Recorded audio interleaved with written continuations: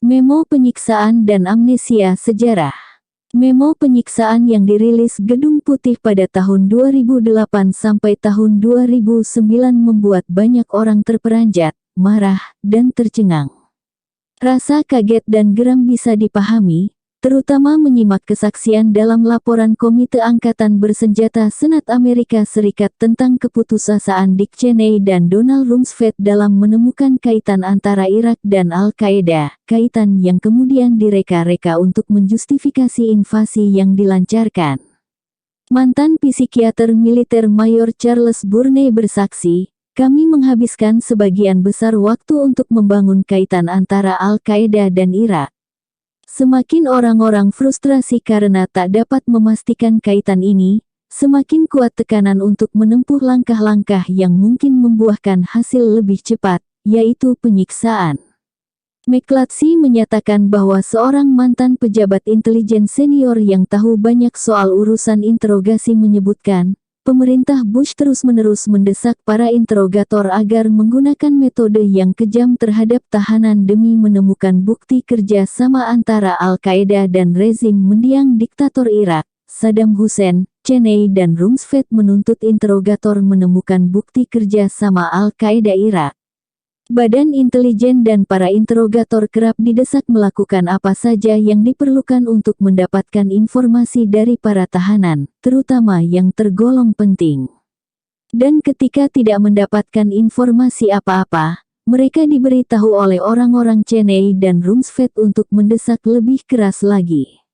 Ini keterangan yang sangat penting dari penyelidikan Senat, dan hampir saja tidak terungkap. Kesaksian tentang kekejaman dan tipu muslihat pemerintah macam ini sudah seharusnya mengejutkan, tetapi rasa kaget yang muncul mengenai gambaran umum seluruh peristiwa tersebut tetap saja mengherankan. Satu hal sederhana, bahkan tanpa penyelidikan, sangat masuk akal untuk menduga Guantanamo sebagai bangsal penyiksaan. Apalagi tujuannya mengirim tahanan ke tempat mereka berada di luar jangkauan hukum, sebuah tempat yang kabarnya digunakan Washington dengan melanggar perjanjian yang dipaksakan kepada Kuba di bawah todongan senjata. Tentu saja dinyatakan itu demi alasan keamanan, tetapi tetap sulit diterima nalar. Dugaan serupa berlaku untuk Black Sites, atau penjara rahasia era pemerintahan Bush, dan rendition pemindahan tahanan ke negara lain tanpa proses hukum yang mereka lakukan secara besar-besaran. Dan semuanya terbukti benar. Yang lebih penting lagi, penyiksaan rutin dilakukan sejak hari-hari awal pendudukan suatu wilayah nasional, dan terus dilakukan sebagai usaha pemerintah kekaisaran kecil sebagaimana George Washington menyebut Republik Baru, hingga ke Filipina, Haiti, dan yang lainnya.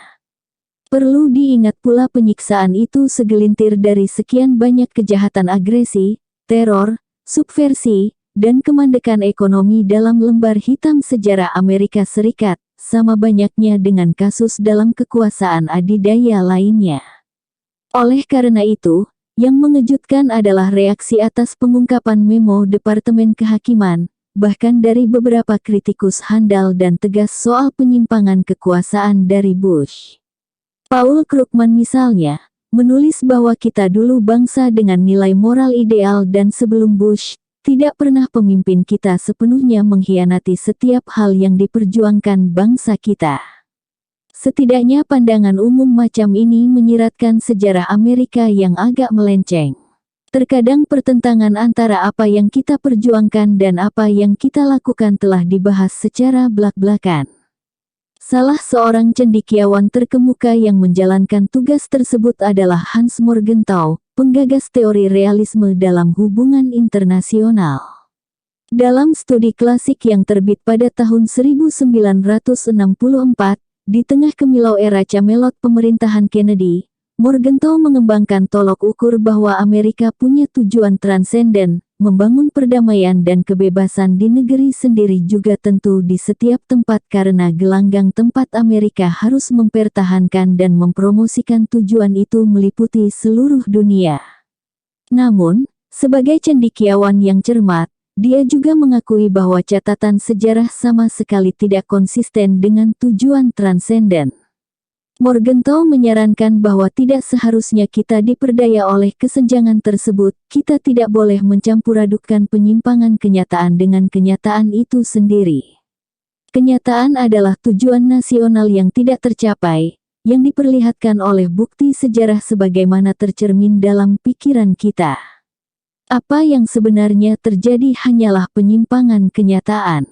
Mencampur-adukkan penyimpangan kenyataan dengan kenyataan itu sendiri mirip dengan kesalahan ateisme, yang menyangkal keabsahan agama karena pokok alasan serupa, sebuah perbandingan yang tepat. Memo penyiksaan yang dirilis telah membuat orang-orang menyadari masalah yang dihadapi. Di New York Times, kolumnis Roger Cohen mengulas buku baru Myth of American Exceptionalism karya wartawan Inggris, Godfrey Hodgson yang menyimpulkan bahwa Amerika Serikat hanyalah salah satu negara besar di antara negara lainnya yang tidak sempurna. Cohen setuju dengan bukti-bukti yang mendukung penilaian Hodgson, tetapi tetap menyoroti kesalahan mendasar dalam kegagalan Hodgson memahami bahwa Amerika terlahir sebagai gagasan sehingga harus terus membawa gagasan itu bergerak maju. Gagasan tersebut terungkap dalam kelahiran Amerika sebagai kota di atas bukit, gagasan yang menginspirasi yang bersemayam dalam jiwa Amerika, dan dengan semangat khas individualisme dan kegigihan Amerika yang ditunjukkan dalam ekspansi Barat. Tampaknya, Hodgson keliru karena bergeming pada distorsi gagasan Amerika dalam beberapa dekade terakhir, penyimpangan kenyataan. Mari kita beralih pada kenyataan itu sendiri, gagasan Amerika pada periode awalnya berdiri. Datang dan tolonglah kami. Ungkapan inspirasional kota di atas bukit diciptakan John Winthrop pada tahun 1630, meminjam dari Injil, ketika dia menghuraikan masa depan gemilang negara baru yang ditahbiskan Tuhan. Setahun sebelumnya, Massachusetts Bay Colony di bawah pimpinannya membuat segel agung lambang negara yang menampilkan seorang suku Indian dengan segulung surat keluar dari mulutnya. Pada gulungan tersebut tertera tulisan, "Datang dan tolonglah kami." Maka para kolonis Inggris adalah sosok humanis baik hati yang menyambut permintaan penduduk asli yang sengsara, menyelamatkan mereka dari nasib pahit para penyembah berhala. Nyatanya, segel agung merupakan gambar yang merepresentasikan gagasan Amerika sejak awal kelahirannya. Digali dari kedalaman jiwa Amerika dan dipajang di dinding setiap kelas. Gambar ini tentu akan muncul sebagai latar belakang dalam berbagai gaya pemujaan ala Kim Il-sung dari pembunuhan dan penyiksaan keji rezim Ronald Reagan, yang dengan gegap gempita menggambarkan diri sebagai pemimpin kota yang bersinar di atas bukit, seraya mengorkestrasi sejumlah kejahatan yang lebih mengerikan selama beberapa tahun jabatannya, terutama di Amerika Tengah, dan juga di daerah lain. Segel agung merupakan proklamasi awal tentang meminjam ungkapan kekinian intervensi kemanusiaan. Seperti lazim ditemukan sejak saat itu, intervensi kemanusiaan memicu bencana bagi yang diduga menerima manfaat. Sekretaris Perang Amerika Serikat, Jenderal Henry Knox menggambarkan, pemusnahan total seluruh suku Indian di daerah terpadat dalam perserikatan, dengan cara yang lebih destruktif terhadap penduduk asli Indian ketimbang perilaku para penakluk Meksiko dan Peru. Lama setelah sumbangan pentingnya pada proses yang telah berlalu, John Quincy Adams menyesalkan nasib yang menimpa suku asli Amerika yang malang, yang kita basmi dengan kekejaman sadis dan licik di antara sederet dosa keji bangsa ini, yang saya percaya suatu saat akan menghadapi hari penghakiman dari Tuhan. Kekejaman sadis dan licik itu terus berlanjut hingga Barat memperoleh kemenangan. Alih-alih penghakiman dari Tuhan, dosa keji tersebut hari ini semata membuahkan keagungan atas capaian mengenai gagasan Amerika.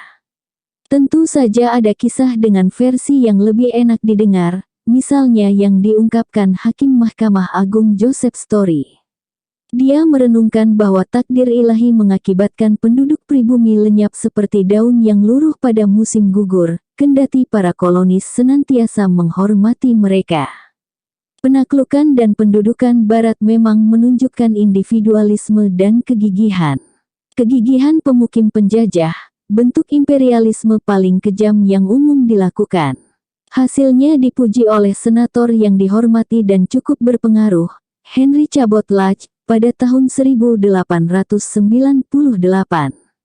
Lodge yang menyerukan intervensi di Kuba, menyanjung rekam jejak kita dalam hal penaklukan, penjajahan, dan perluasan wilayah yang tak ada bandingannya pada abad ke-19, dan mendesak untuk jangan dihentikan sekarang karena rakyat Kuba juga memohon kepada kita, sesuai kalimat segel agung, datanglah dan bantu kami.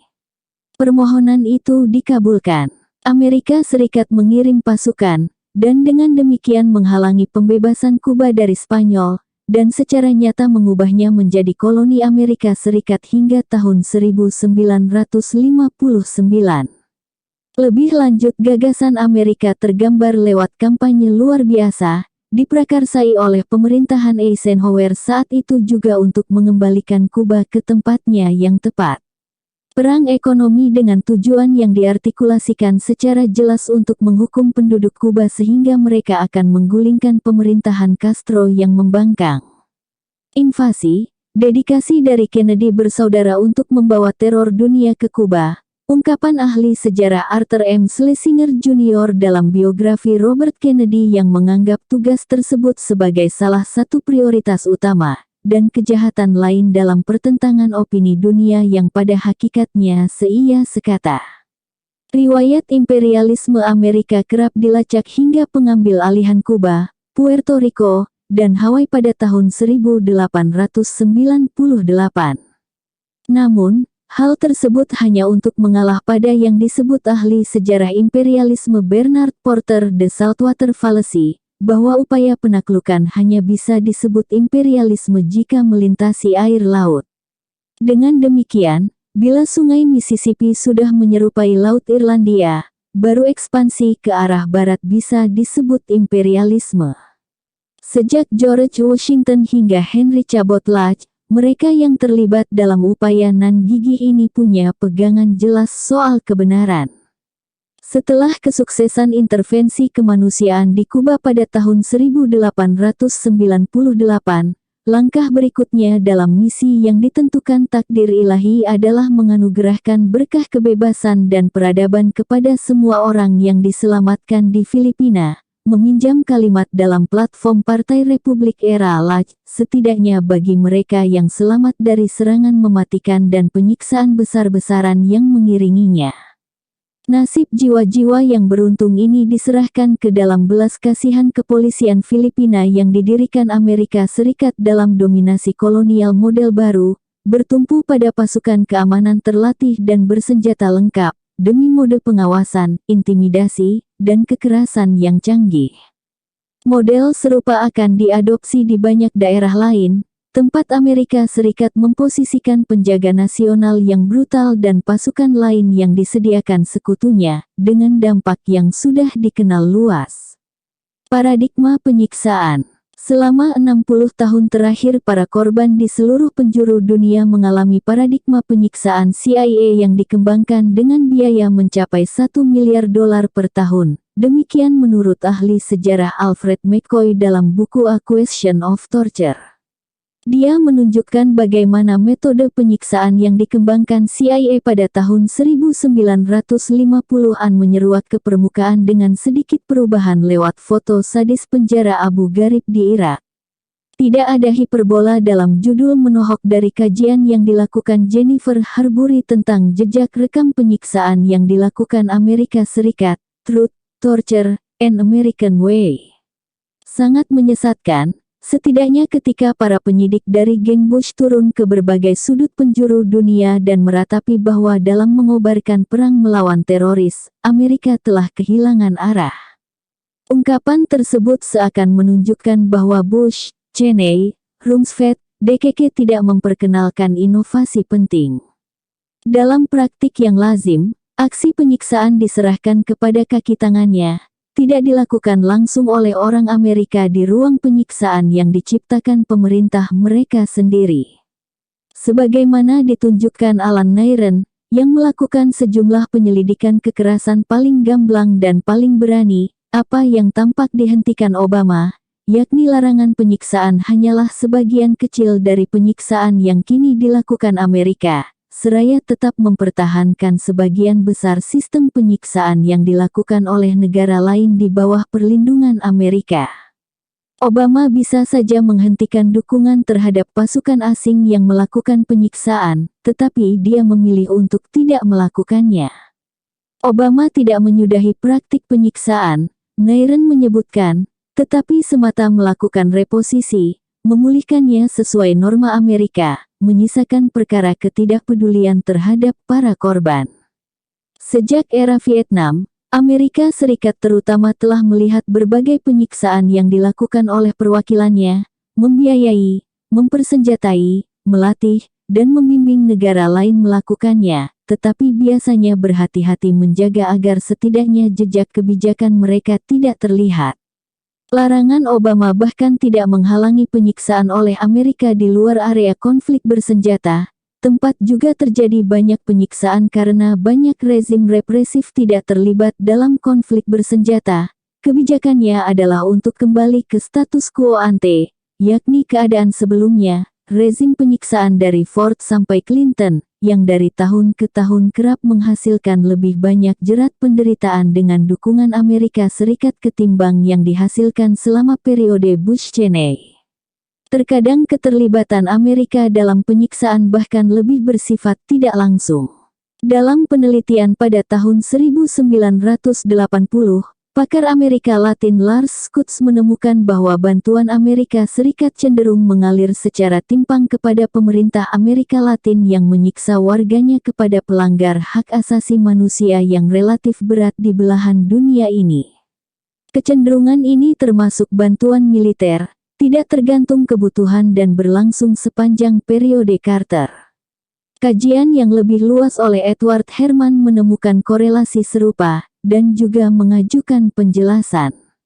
Tidak mengejutkan, bantuan Amerika Serikat cenderung berkaitan dengan iklim yang menguntungkan operasi bisnis, umumnya digiatkan dengan pembunuhan organisator buruh dan petani, aktivis hak asasi manusia, dan tindakan lain sejenisnya yang menghasilkan korelasi sekunder antara bantuan dan pelanggaran berat hak asasi manusia.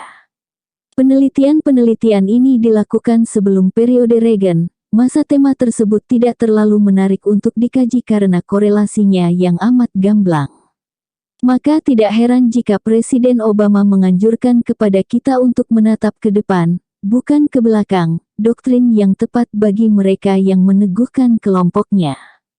Sedangkan bagi pihak yang dihabisi oleh mereka, cenderung melihat dunia secara berbeda, sungguh sangat menjengkelkan kita.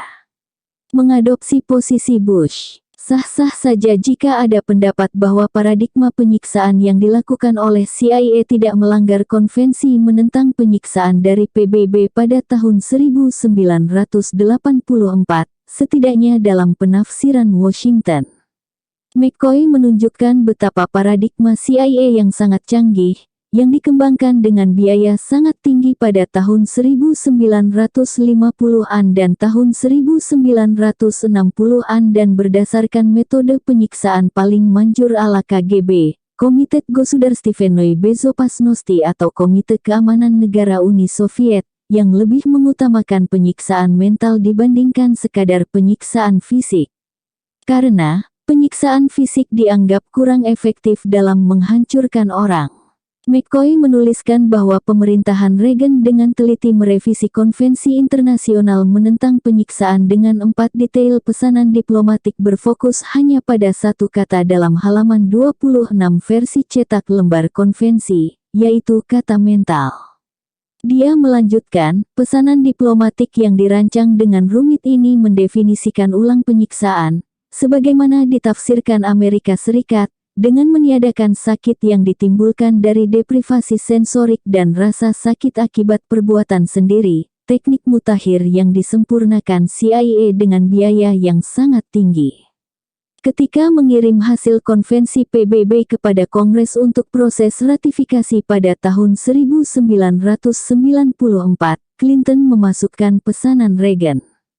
Oleh karena itu, Presiden dan Kongres mengecualikan paradigma penyiksaan CIA dalam penafsiran konvensi penyiksaan oleh Amerika Serikat dan pesanan tersebut, menurut pengamatan McCoy, direproduksi kata demi kata dalam peraturan domestik yang diberlakukan untuk memberikan kekuatan hukum terhadap konvensi PBB.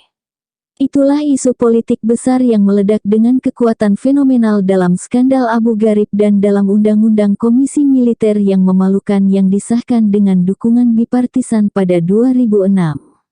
Bush tentu saja melampaui para pendahulunya dalam membenarkan pelanggaran prima facie, yakni menerima kesan pertama sebagai kebenaran, kecuali dibantah atau terbukti sebaliknya atas hukum internasional dan beberapa inovasi ekstrimnya yang dibatalkan pengadilan. Sedangkan Obama, seperti Bush, meski dengan fasih menegaskan komitmen yang kukuh atas hukum internasional, dia tampak cenderung berupaya mengembalikan secara substansial langkah-langkah ekstrim dari Bush.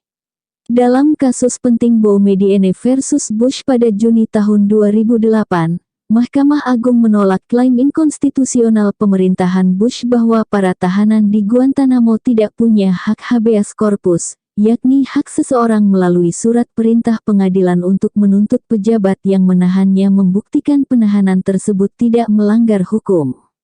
Greenwald meninjau dampak kasus tersebut di Salon.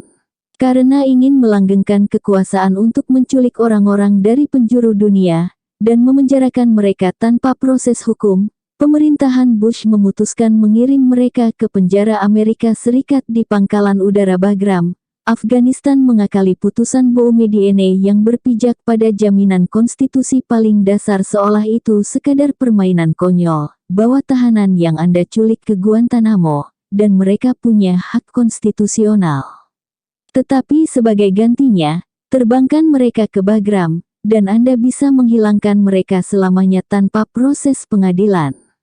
Obama mengadopsi posisi Bush, mengajukan ikhtisar berkas perkara ke pengadilan federal dalam 2 kalimat bahwa pihaknya menerima teori paling ekstrim dari Bush mengenai persoalan ini, dengan alasan para tahanan diterbangkan ke Bagram dari berbagai belahan dunia. Dalam kasus ini orang Yaman dan Tunisia ditangkap di Thailand dan Uni Emirat Arab dapat dipenjarakan tanpa batas waktu, tanpa hak apapun selama mereka tetap berada di Bagram, bukan di Guantanamo.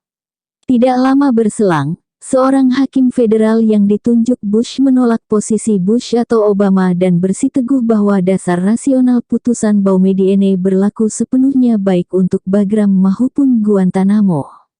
Pemerintahan Obama mengumumkan akan mengajukan banding atas putusan tersebut.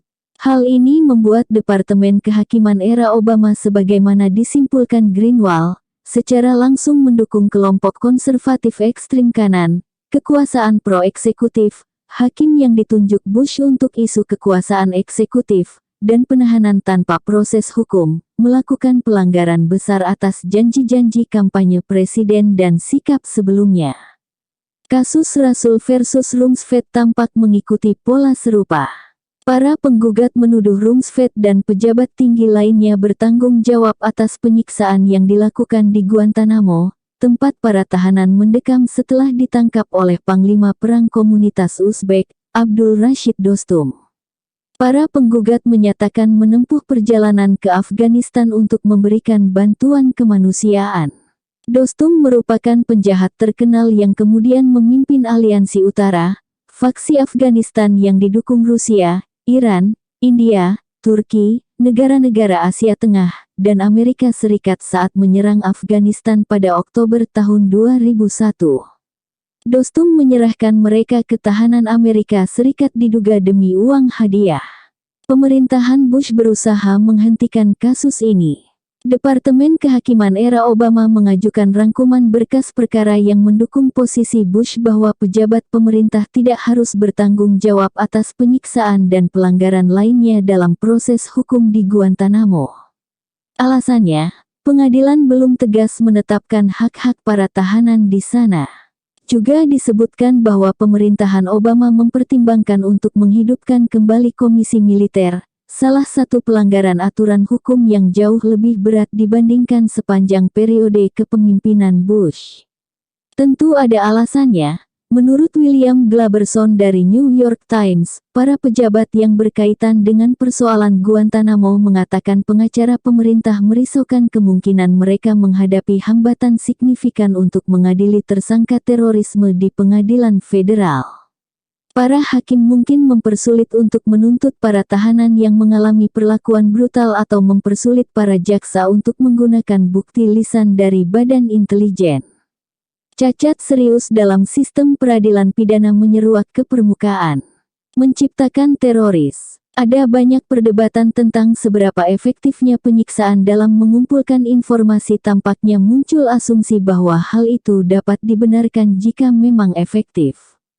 Berdasarkan argumen ini, ketika Nicaragua menangkap pilot Amerika Serikat Eugene Hasenfus pada 1986, setelah menembak jatuh pesawatnya karena mengangkut bantuan untuk pasukan Kontras yang didukung Amerika Serikat, mereka seharusnya tidak mengadilinya, memvonis dia bersalah, dan kemudian mengirimnya kembali ke Amerika Serikat, seperti yang sudah dilakukan.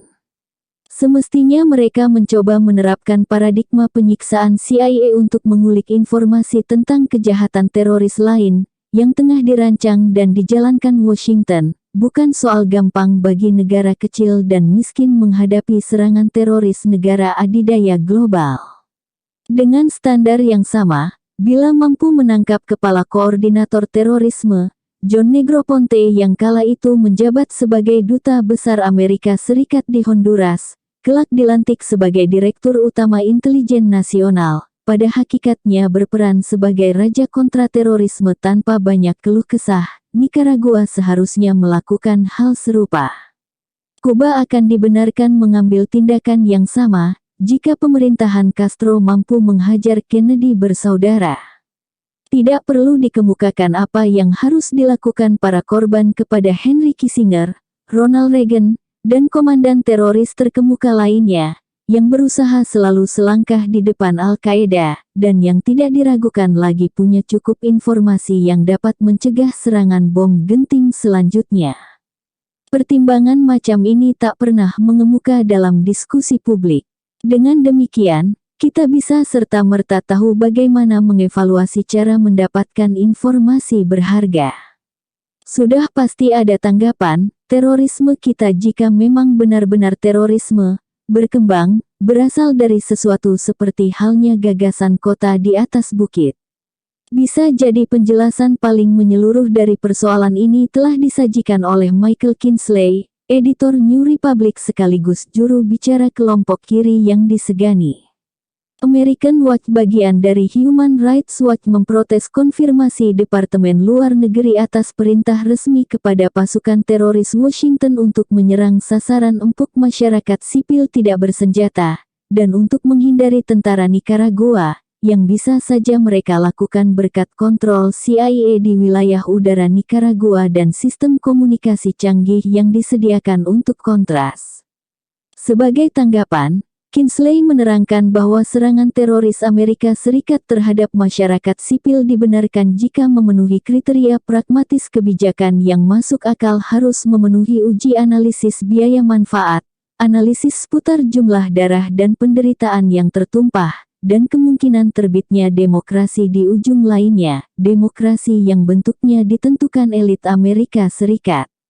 Pemikiran Kinsley ini tak menuai komentar publik lebih lanjut. Setahu saya, mereka tampak menganggap hal tersebut bisa diterima.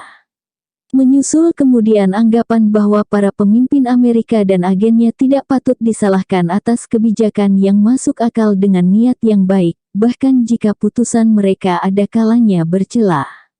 Mungkin kadar kesalahan akan semakin besar, berdasarkan standar moral umum, jika didapati bahwa penyiksaan yang dilakukan pemerintahan Bush telah mengorbankan kehidupan rakyat Amerika.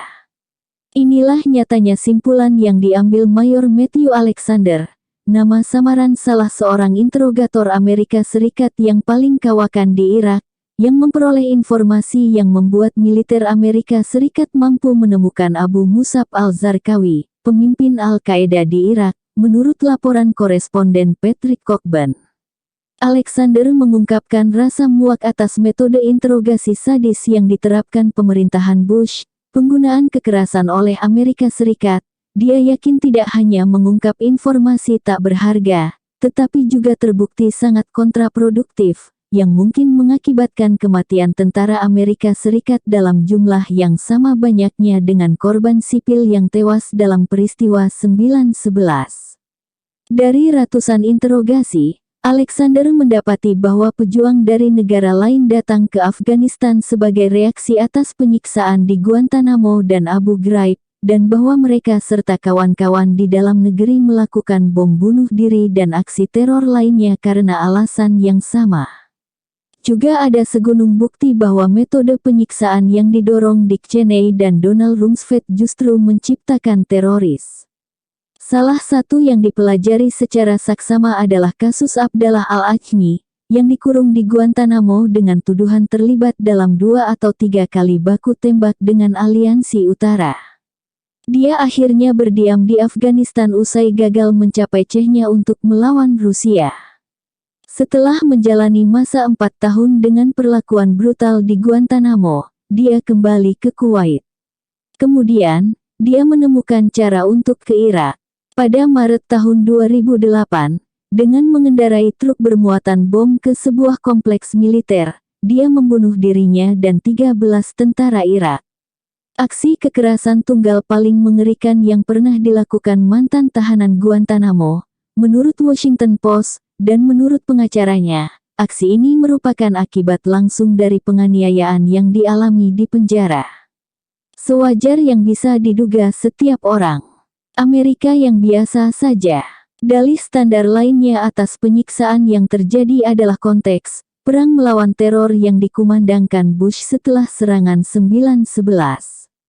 Kejahatan yang menjadikan hukum internasional tradisional pelik dan usang. Demikian pertimbangan yang diterima George Bush dari penasihat hukumnya, Alberto Gonzales, yang kemudian ditunjuk menjadi Jaksa Agung. Pertimbangan tersebut ditegaskan berulang-ulang dalam beragam komentar dan analisis. Dalam berbagai hal, serangan 9/11 tidak diragukan lagi sangat khas. Salah satunya mengenai ke arah mana senjata ditodongkan karena biasanya ke arah sebaliknya.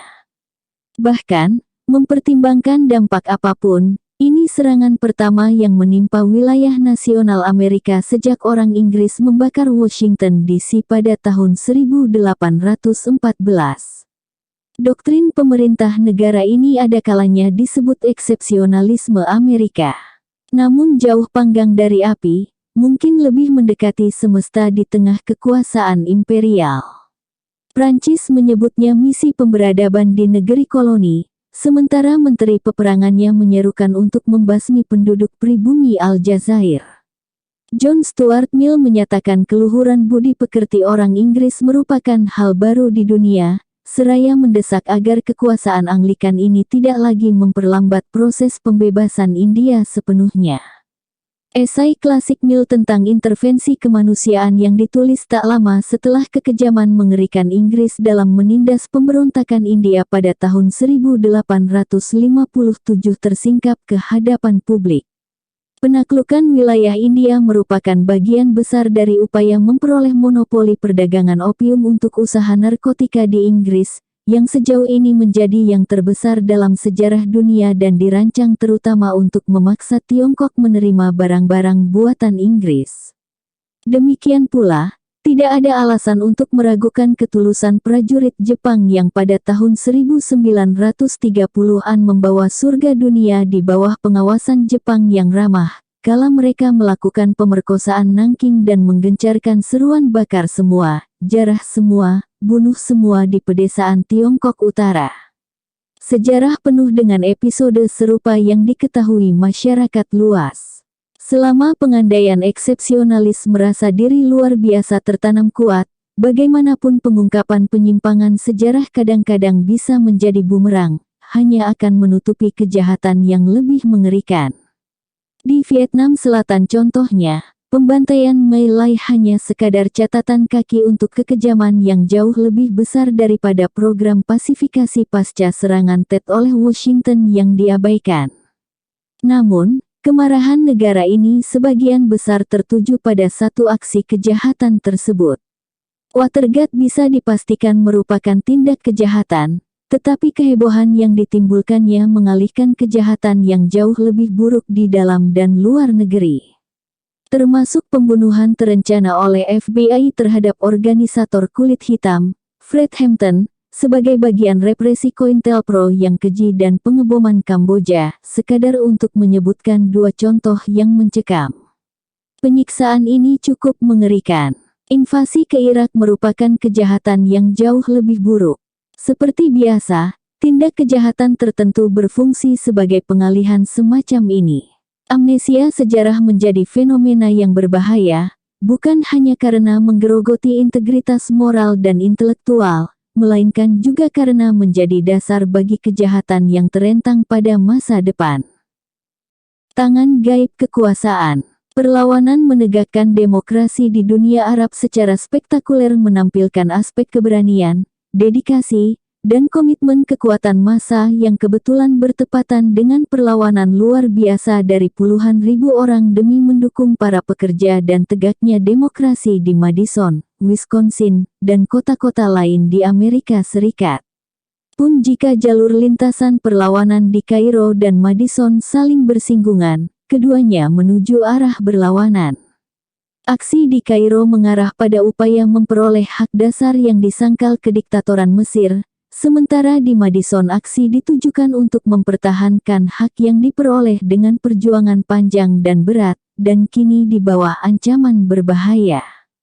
Tiap-tiap aksi merupakan bagian kecil dari beragam tendensi yang ada dalam masyarakat global. Tentu saja ada konsekuensi luas atas apa yang terjadi, baik di jantung industri yang mengalami kemerosotan di negara terkaya dan paling kuat dalam sejarah manusia maupun di tempat yang disebut Presiden Dwight Eisenhower daerah paling penting secara lokasi di dunia. Sumber kekuatan strategis yang luar biasa, dan mungkin anugerah ekonomi paling kaya di dunia dalam bidang investasi asing, menurut Departemen Luar Negeri pada tahun 1940-an, anugerah yang hendak dijaga Amerika Serikat untuk dirinya sendiri dan para sekutunya dalam hamparan tata dunia baru pada masa itu. Kendati terjadi banyak perubahan, ada cukup alasan untuk menduga pembuat kebijakan saat ini pada dasarnya mengikuti penilaian Adolf Aberle, penasihat penting Presiden Franklin Delano Roosevelt, mengenai penguasaan cadangan energi yang tidak ada tandingannya di Timur Tengah yang akan menghasilkan kekuasaan yang kokoh terhadap dunia.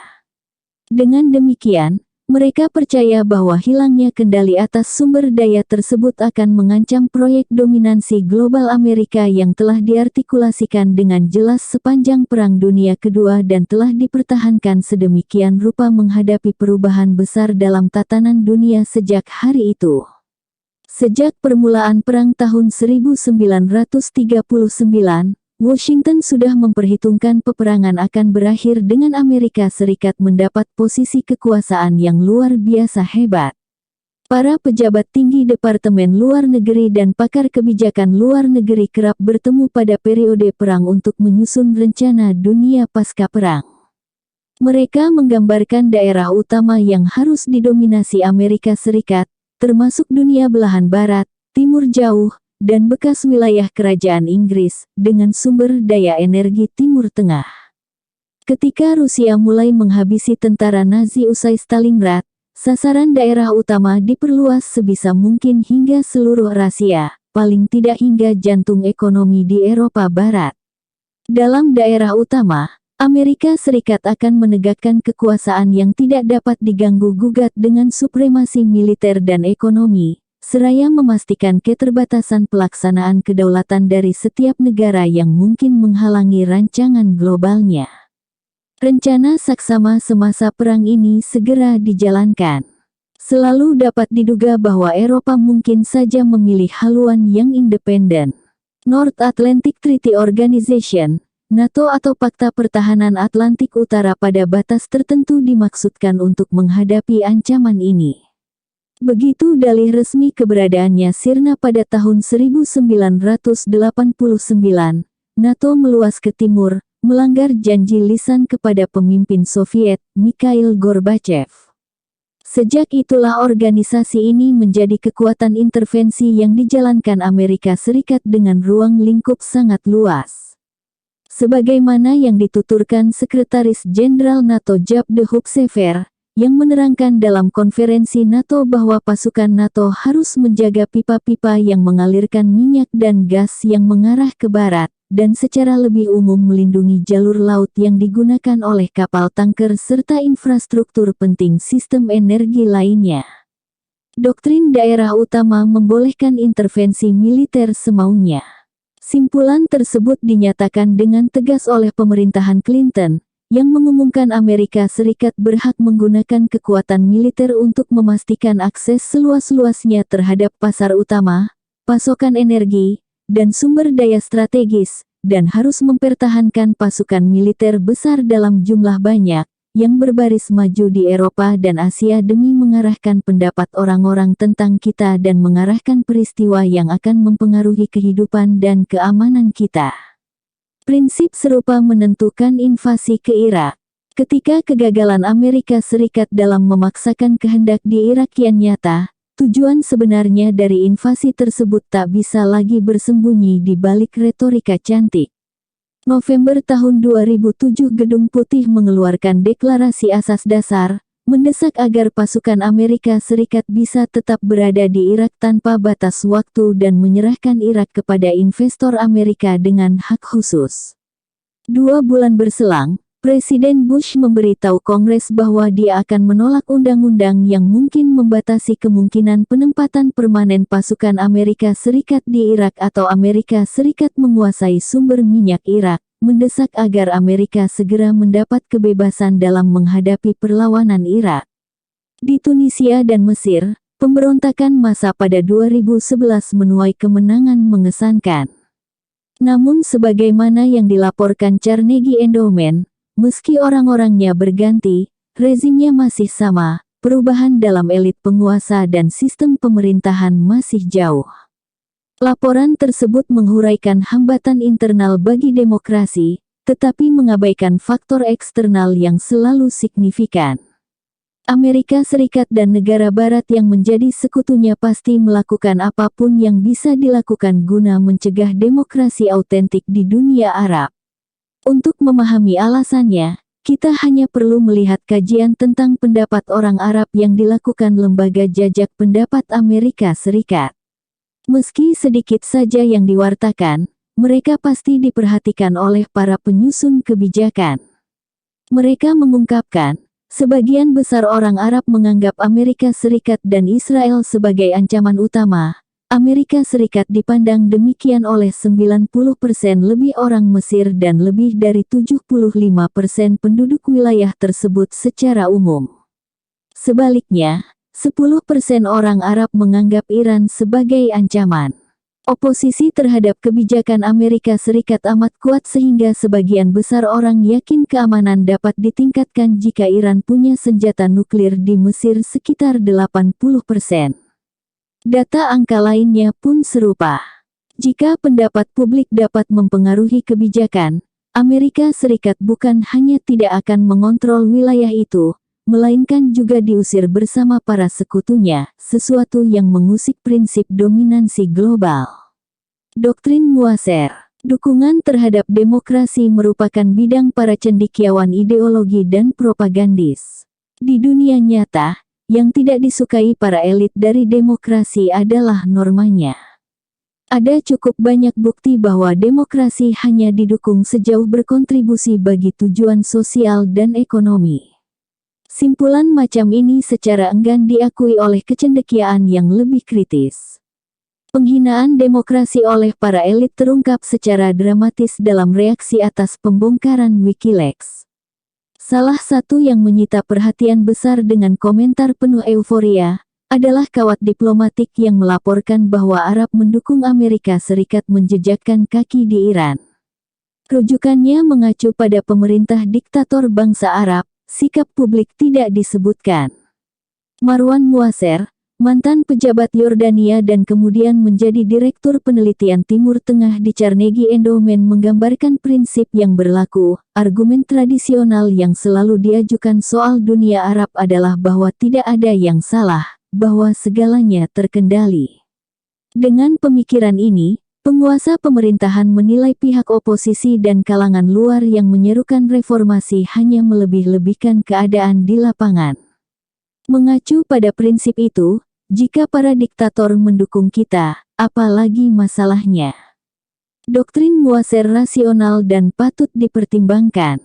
Salah satu kasus yang relevan saat ini dalam diskusi internal pada tahun 1958, Presiden Eisenhower menyatakan keprihatinan atas kampanye kebencian terhadap Amerika di dunia Arab, yang bukan dilakukan oleh pemerintah, melainkan oleh masyarakatnya. National Security Council, NSC atau Dewan Keamanan Nasional menjelaskan kepada Eisenhower bahwa tumbuh persepsi di dunia Arab yang menilai Amerika mendukung kediktatoran dan menghalangi demokrasi serta pembangunan untuk memastikan penguasaan sumber daya di daerah tersebut. Lebih lanjut, persepsi ini pada dasarnya akurat, NSC menyimpulkan, dan itulah yang harus kita lakukan mengacu pada doktrin Muasir. Studi yang dilakukan Pentagon setelah peristiwa 9/11 menegaskan bahwa persepsi yang sama masih bertahan saat ini.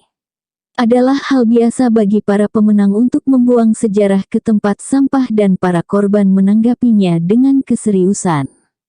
Mungkin sejumlah ikhtisar pengamatan mengenai hal ini akan berguna. Peristiwa saat ini bukan kesempatan pertama ketika Mesir dan Amerika Serikat menghadapi masalah yang sama dan bergerak ke arah berlawanan. Hal tersebut juga terjadi pada awal abad ke-19. Para ahli sejarah ekonomi berpendapat bahwa Mesir tengah dalam kedudukan bagus untuk melakukan pembangunan ekonomi yang pesat, sama dengan Amerika Serikat pada periode ini. Keduanya kaya akan sumber pertanian, termasuk kapas yang menjadi bahan bakar revolusi industri tahap awal. Meskipun berlainan dari Mesir, Amerika Serikat harus mengembangkan produksi kapas dan tenaga kerja melalui penaklukan, pemusnahan, dan perbudakan, dengan dampak yang terasa nyata sekarang lewat daerah penampungan bagi para penyintas dan penjara yang dengan cepat bertambah banyak sejak era Reagan, dan perumahan padat penduduk akibat deindustrialisasi. Salah satu perbedaan mendasar kedua negara ini adalah Amerika Serikat telah merdeka sehingga bebas untuk mengabaikan resep teori ekonomi yang saat itu disampaikan oleh Adam Smith, dengan cara yang lebih mirip mengkhotbahi masyarakat berkembang saat ini.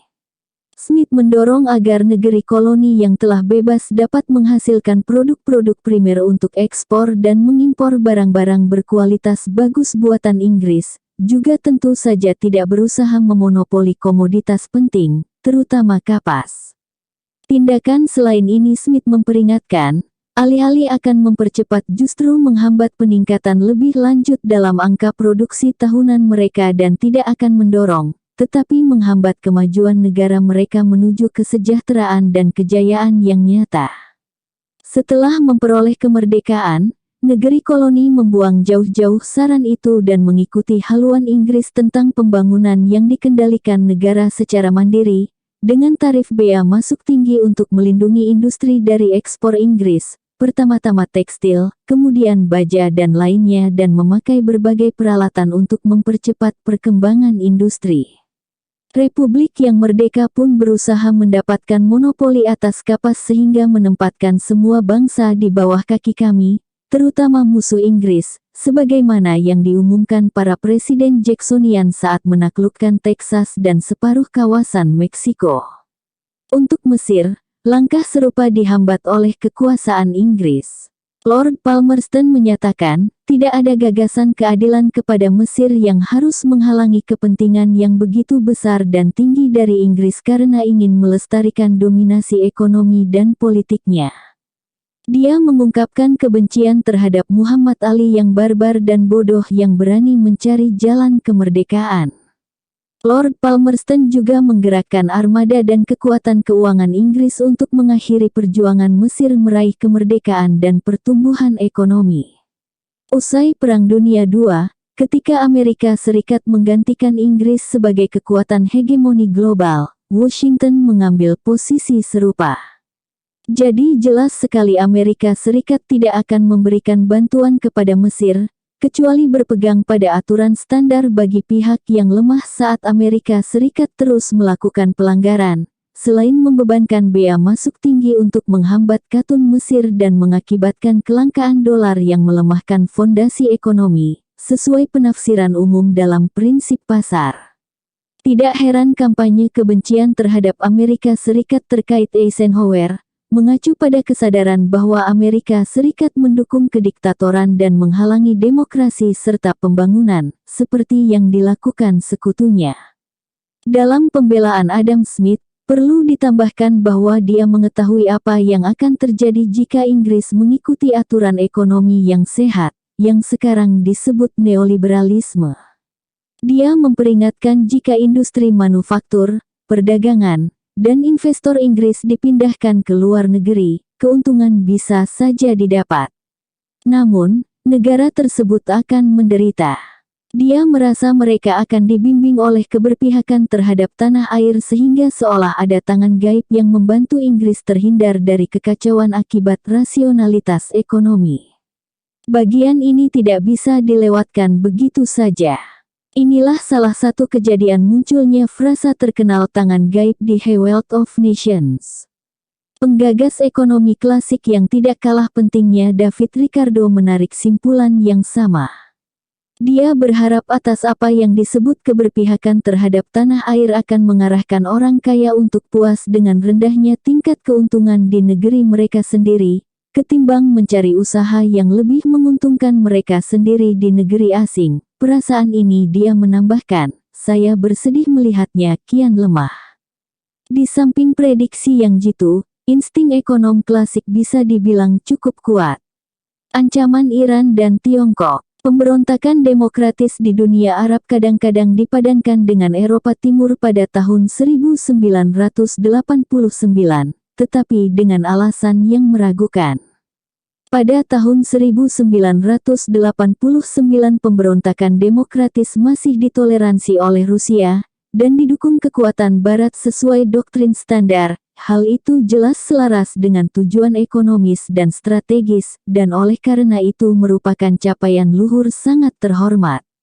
Upaya yang tidak sama seperti perjuangan membela hak asasi manusia di Amerika Tengah yang juga berlangsung saat itu, mengutip kata-kata Uskup Agung El Salvador yang mati dibunuh, satu dari ratusan ribu korban pasukan militer yang dipersenjatai dan dilatih Washington. Tidak ada Mikhail Gorbachev di Barat sepanjang periode menghebohkan itu, ataupun saat ini.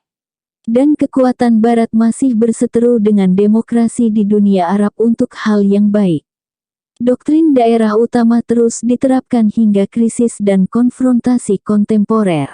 Dalam lingkaran pembuat kebijakan dan komentar politik Barat, ancaman Iran dianggap menimbulkan bahaya terbesar bagi tatanan dunia sehingga harus menjadi fokus utama kebijakan luar negeri Amerika Serikat dengan Eropa membuntutinya secara santun. Bertahun-tahun lalu, ahli sejarah militer Israel Martin van Creveld menuliskan bahwa dunia telah menyaksikan bagaimana Amerika Serikat menyerang Irak dengan ternyata tanpa alasan sama sekali. Gila jika Iran tidak berusaha mengembangkan senjata nuklir, terutama ketika mereka terus-menerus berada di bawah ancaman serangan dalam pelanggaran atas piagam PBB. Amerika Serikat dan Eropa bersatu padu dalam menghukum Iran karena ancamannya terhadap stabilitas. Dalam pengertian teknis istilah itu bermakna mematuhi tuntutan Amerika Serikat, tetapi perlu diingat kembali betapa terisolasinya mereka. Negara-negara non-blok dengan penuh semangat mendukung hak Iran untuk mengembangkan uranium.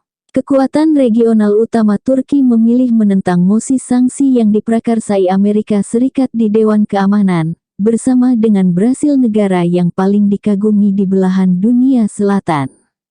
Pembangkangan mereka memicu kecaman sengit untuk kali kesekian. Turki dihujat dengan keras pada 2003 ketika pemerintah mengikuti kehendak 95% warganya dan menolak terlibat dalam invasi ke Irak sehingga dianggap menunjukkan lemahnya pemahaman terhadap demokrasi ala Barat. Ketika pembangkangan Turki dapat ditoleransi oleh Amerika Serikat meski dengan kecemasan, pembangkangan Tiongkok lebih sulit untuk diabaikan. Pers memperingatkan, investor dan pedagang Tiongkok kini mengisi kekosongan di Iran saat jaringan bisnis dari negara lain terutama di Eropa menarik diri, dan secara khusus Tiongkok memperluas peran dominan dalam industri energi Iran. Washington bereaksi dengan penuh putus asa. Departemen Luar Negeri menegur Tiongkok bahwa jika ingin diterima di tengah masyarakat internasional, istilah teknis mengacu pada Amerika Serikat dan siapa saja yang setuju dengan hal tersebut tidak boleh menghindari dan menjauhi tanggung jawab internasional yang jelas, yakni mengikuti perintah Amerika Serikat. Tiongkok tidak menggubrisnya. Juga ada banyak kekhawatiran tentang perkembangan ancaman militer Tiongkok.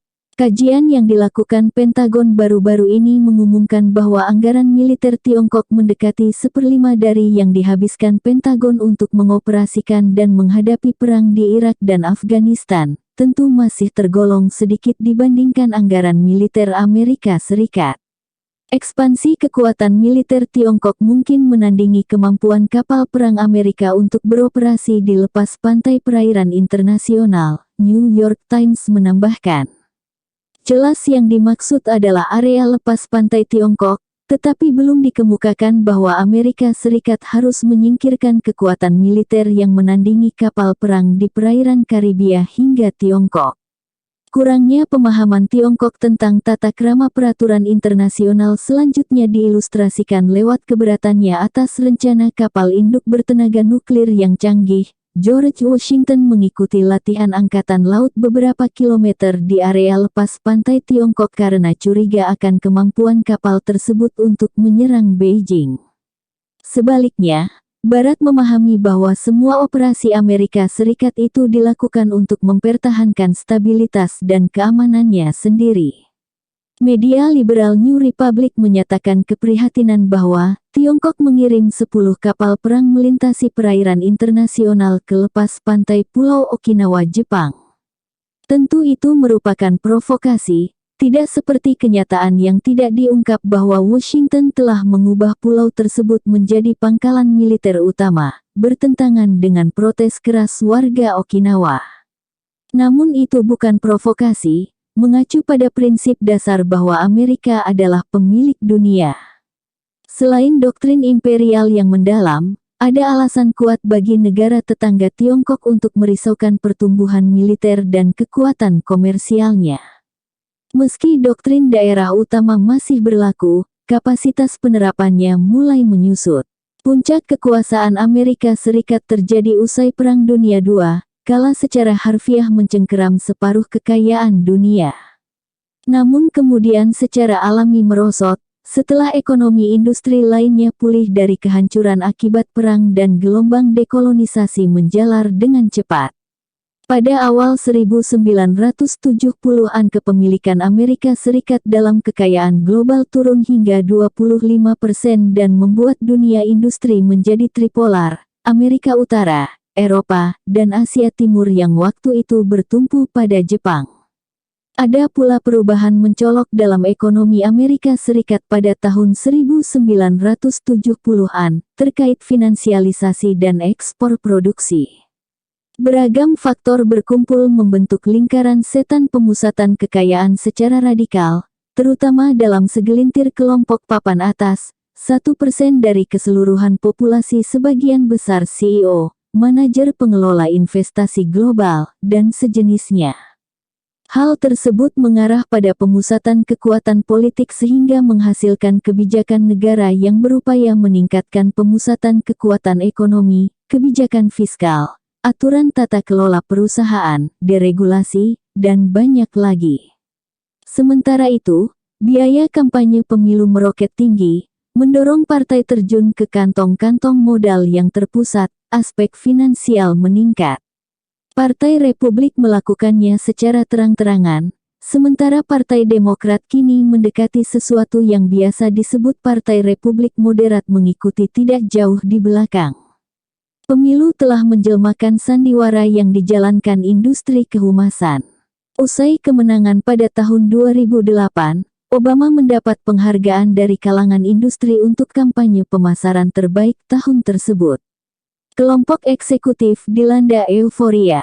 Dalam kaitannya dengan dunia pers, mereka menjelaskan telah memasarkan para kandidat seperti komoditas lainnya sejak Ronald Reagan, tetapi tahun 2008 menjadi capaian terbesar mereka dan akan mengubah langgam di ruang rapat perusahaan. Biaya pemilu tahun 2012 mencapai lebih dari $2 miliar, sebagian besar diperoleh dari dana perusahaan, dan pemilu tahun 2016 diperkirakan menghabiskan 2 kali lipatnya. Tidak heran Obama memilih pemimpin perusahaan untuk mengisi posisi teratas dalam pemerintahannya. Masyarakat marah dan frustrasi, tetapi selama doktrin yang dipaparkan Moasser masih berlaku, hal itu bukan masalah. Sementara kekayaan dan kekuasaan semakin terpusat, pendapatan real sebagian besar penduduk mengalami stagnansi dan orang-orang memperolehnya dengan penambahan jam kerja, hutang, serta inflasi aset, yang secara berkala karam akibat krisis keuangan yang dimulai ketika perangkat peraturan dibongkar pada tahun 1980-an. Semua ini sama sekali tidak problematik bagi kalangan superkaya yang mendapatkan keuntungan dari polis asuransi pemerintah yang terlalu besar untuk dibiarkan bangkrut. Jaminan pemerintah ini bukan soal sepele. Sekadar mempertimbangkan kemampuan bank untuk meminjam dengan suku bunga rendah, berkat subsidi tidak langsung dari wajib pajak. Bloomberg News mengutip kertas kerja Dana Moneter Internasional, memperkirakan bahwa wajib pajak mengucurkan $83 miliar per tahun kepada bank-bank besar mendekati seluruh keuntungan mereka, perkara yang krusial untuk memahami mengapa bank-bank besar menghadirkan ancaman bagi ekonomi global. Selain itu, bank dan perusahaan investasi dapat melakukan transaksi berisiko dengan imbalan besar, dan ketika sistemnya secara tidak terelakkan hancur lebur, mereka berlari menemui negara pengasuhnya untuk mendapatkan suntikan dana segar dari wajib pajak, berpegang pada lembaran naskah F.A. Hayek dan Milton Friedman. Telah menjadi proses rutin sejak era Reagan ketika setiap krisis yang terjadi selalu lebih ekstrim ketimbang sebelumnya bagi masyarakat pada umumnya. Sebagian besar penduduk terjerembab dalam kategori pengangguran nyata akibat depresi ekonomi, sedangkan Goldman Sachs, salah satu arsitek utama krisis yang terjadi saat ini, menjadi lebih kaya ketimbang sebelumnya. Tanpa banyak cakap diumumkan mereka menerima kompensasi $17,5 miliar pada tahun 2010, dengan CEO Lloyd Blankfein mendapat bonus $12,6 juta dan gaji pokok naik lebih dari 3 kali lipat. Pusat perhatian tidak akan diarahkan pada fakta semacam ini.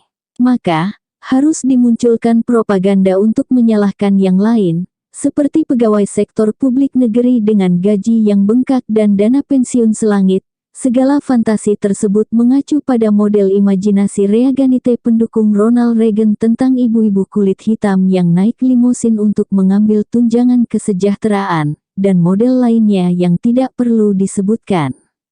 Kita semua harus mengencangkan ikat pinggang. Lebih tepatnya, hampir semuanya. Para guru merupakan sasaran empuk sebagai bagian pokok dari upaya disengaja untuk menghancurkan sistem pendidikan negeri dari taman kanak-kanak hingga perguruan tinggi dengan privatisasi. Satu lagi kebijakan yang bagus bagi orang kaya, tetapi membawa bencana untuk masyarakat dan kesehatan ekonomi jangka panjang, kendati itu merupakan salah satu efek samping yang muncul sepanjang prinsip pasar terus diberlakukan. Sasaran lainnya selalu para imigran. Hal ini terus terjadi sepanjang sejarah Amerika Serikat bahkan dengan cakupan yang lebih luas pada masa krisis ekonomi, dan kini semakin parah akibat perasaan bahwa Amerika tengah direnggut, penduduk kulit putih akan segera menjadi minoritas. Kita dapat memahami kemarahan individu yang dirugikan, tetapi kekejaman dari kebijakan yang diambil sungguh mengejutkan. Siapa imigran yang disasar? Di timur Massachusetts tempat saya tinggal, banyak suku Maya melarikan diri akibat genosida terang-terangan di dataran tinggi Guatemala yang dilakukan oleh pembunuh favorit Reagan. Yang lainnya adalah orang-orang Meksiko korban North American Free Trade Agreement, NAFTA Perjanjian Perdagangan Bebas Amerika Utara pada era Clinton, salah satu perjanjian pemerintah yang terbilang jarang itu berhasil merugikan kelompok pekerja di ketiga negara yang ambil bagian di dalamnya. Saat NAFTA menyeruduk melalui Kongres atas keberatan orang banyak pada tahun 1994, Clinton juga memprakarsai militerisasi perbatasan Amerika Serikat-Meksiko yang sebelumnya cukup terbuka. Sangat mungkin dipahami bahwa para petani Meksiko tidak dapat bersaing dengan industri agribisnis yang mendapat subsidi besar dari Amerika Serikat. Dan dunia usaha Meksiko tidak akan bertahan di tengah persaingan dengan perusahaan multinasional Amerika Serikat yang harus mendapat national treatment perlakuan nasional. Prinsip bahwa produk dalam negeri dan impor mendapat perlakuan atau ketentuan yang sama, di bawah perjanjian perdagangan bebas yang disalahartikan hak istimewa ini hanya diberikan kepada korporasi, bukan orang per orang. Tidak mengejutkan, langkah ini mengakibatkan banjir pengungsi dan munculnya histeria anti-imigran dari kalangan korban kebijakan korporasi negara di dalam negeri. Hal serupa tampak terjadi di Eropa, tempat rasisme mungkin lebih merajalela dibandingkan di Amerika Serikat. Orang-orang hanya bisa menyaksikan dengan heran saat Italia mengeluh tentang gelombang pengungsi dari Libya, pemandangan yang kerap terlihat sejak genosida pertama pasca Perang Dunia Pertama di daerah timur yang baru saja merdeka, di tangan pemerintah fasis Italia. Atau ketika Prancis yang hingga saat ini masih menjadi pelindung utama dari kediktatoran brutal di bekas koloninya, sanggup mengabaikan kekejaman mengerikan di Afrika, sementara Presiden Nicolas Sarkozy mengingatkan dengan cemberut soal banjir imigran, dan Marine Le Pen mengajukan keberatan karena sang presiden tidak melakukan apapun untuk mencegahnya. Saya tidak perlu menyinggung Belgia, yang mungkin memenangi hadiah atas apa yang disebut Adam Smith, ketidakadilan biadab orang Eropa. Bangkitnya partai neofasis di sebagian besar Eropa bakal menjadi fenomena mencekam, bahkan kendati kita tidak ingat apa yang terjadi di benua tersebut pada masa lalu.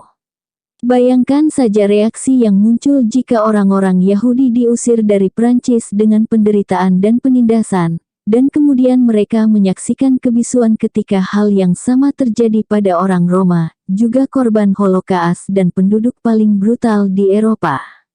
Di Hungaria, partai neofasis Jobbik memperoleh 21% suara dalam pemilu nasional. Mungkin tidak mengejutkan ketika 3/4 penduduk merasa mereka berada dalam kondisi lebih buruk dibandingkan di bawah pemerintahan komunis.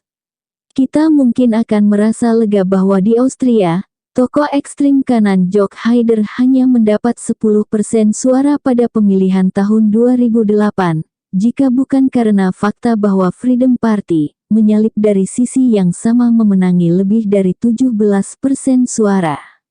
Sungguh mengerikan rasanya mengenang kembali pada tahun 1928, Nazi memperoleh kurang dari 3% suara di Jerman. Di Inggris, British National Party dan English Defence League, kelompok ultrarasis sayap kanan menjadi kekuatan utama. Di Jerman, buku catatan lama Thilo Sarrazin yang mengeluhkan para imigran telah menimbulkan kerusakan di dalam negeri laris manis di pasar, sementara Kanselir Angela Merkel kendati mengecam buku tersebut menyatakan multikulturalisme sudah gagal total. Orang-orang Turki yang didatangkan untuk melakukan pekerjaan kotor di Jerman gagal menjadi bangsa Arya sejati dengan rambut pirang dan mata biru.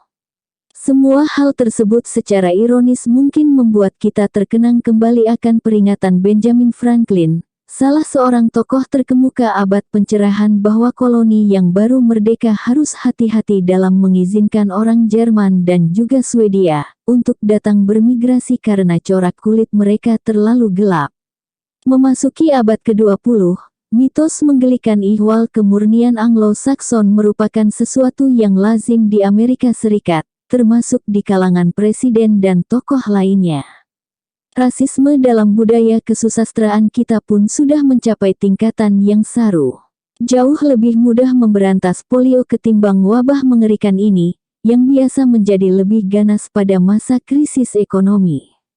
Saya tidak ingin menutup bagian ini tanpa menyebutkan efek samping lain yang disingkirkan dalam sistem pasar, musnahnya makhluk hidup. Risiko sistemik dalam sistem keuangan dapat diatasi oleh wajib pajak, tetapi tidak akan ada yang mau menyelamatkan jika lingkungan hancur. Kehancuran itu sendiri nyaris merupakan keharusan institusional. Para pemimpin perusahaan yang melancarkan kampanye propaganda untuk meyakinkan orang-orang bahwa pemanasan global antropogenik pencemaran lingkungan akibat aktivitas manusia hanyalah cerita bohong, tahu pasti betapa suramnya ancaman tersebut. Namun, mereka harus memaksimalkan keuntungan jangka pendek dan meningkatkan nilai saham. Jika tidak, orang lain yang akan melakukannya. Lingkaran setan ini juga bisa berubah menjadi mematikan. Untuk mengetahui seberapa suram bahaya yang mengintai, kita cukup melihat Kongres Amerika Serikat yang masuk dalam lingkaran kekuasaan dengan dukungan pendanaan dan propaganda bisnis. Nyaris semua anggota Partai Republik menyangkal perubahan iklim. Mereka sudah mulai memangkas anggaran untuk mengambil tindakan yang mungkin meredakan bencana lingkungan. Lebih buruk lagi, beberapa orang meyakininya sepenuh hati. Misalnya pemimpin baru subkomite lingkungan yang menyebut pemanasan global tidak akan menimbulkan masalah karena Tuhan telah berjanji kepada Nuh tidak akan ada banjir bandang lagi. Jika hal serupa terjadi di negara kecil dan terpencil, kita mungkin tertawa.